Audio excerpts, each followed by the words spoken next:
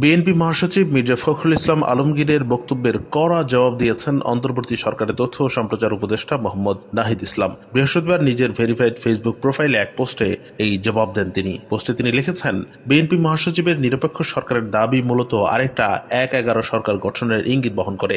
১/১১ বন্দোবস্ত থেকেই আওয়ামী ফ্যাসিজমের উত্থান ঘটেছিল। বিএনপি মহাসচিবের বক্তব্যের সামনে আরেকটা ১/১১ সরকার, সংসদীয় সংখ্যাগরিষ্ঠতা ও নতুন পররাষ্ট্রনীতির ধারাবাহিকতা এবং গুম খুন ও জুলাই হত্যাকাণ্ডের বিচার না হওয়ার আলামত রয়েছে। তিনি লিখেন, ছাত্র এবং গণঅভ্যুত্থানের নেতৃত্বকে মাইনাস করার পরিকল্পনা ৫ আগস্ট থেকেই শুরু হয়েছে। ৫ আগস্ট যখন ছাত্র জনতা রাজপথে লড়াই করছে, পুলিশের গুলি অব্যাহত রয়েছে, তখন আমাদের আপোষকামী অনেক জাতীয় নেতারা ক্যান্টনমেন্টে জনগণকে বাদ দিয়ে নতুন সরকার করার পরিকল্পনায় ব্যস্ত ছিলেন।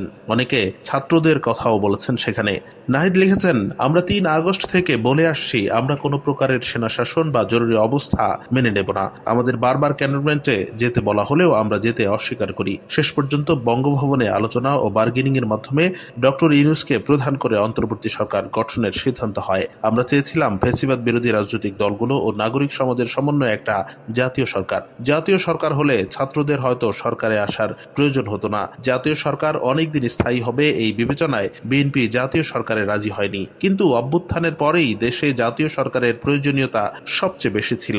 অথচ বিএনপি জাতীয় সরকারের কথা বলতেছে সামনের নির্বাচনের পরে। তিনি লিখেন, ছাত্ররাই এই সরকার এবং বিদ্যমান বাস্তবতার একমাত্র ফ্যাক্টর যেটা ১/১১ সরকার থেকে বর্তমান সরকারকে সম্পূর্ণভাবে আলাদা করে। বিএনপি কয়েকদিন আগে -2 এর আলোচনা করলেও এখন ক্ষমতায় যাওয়ার পথ সুগম করার জন্য নিরপেক্ষ সরকারের নামে আরেকটি ১/১১ সরকারের প্রস্তাবনা করছে।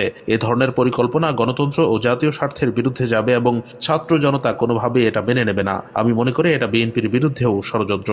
উপদেষ্টা লিখেন, এই সরকার জাতীয় সরকার না হলেও সরকারে আন্দোলনের সব পক্ষেরই অংশীদারিত্ব রয়েছে এবং সব পক্ষই নানা সুবিধা ভোগ করছে। সরকার গঠনের আগেই ৬ আগস্ট অ্যাটর্নি জেনারেল এবং পুলিশের আগের আইজির নিয়োগ হয়েছিল, যারা মূলত বিএনপির লোক। এরকম ভাবে সরকারের উপর থেকে নিচ পর্যন্ত নানা স্তরে বিএনপিপন্থী লোকজন রয়েছে। নির্বাচনে নিরপেক্ষতার কথা বললে এই বাস্তবতায়ও মাথায় রাখতে হবে। তিনি লেখেন, রাষ্ট্রপতি পরিবর্তন, সংস্কার, নতুন সংবিধান, জুলাই ঘোষণা সব ইস্যুতেই বিএনপি বিরুদ্ধে অবস্থান নিয়েছে।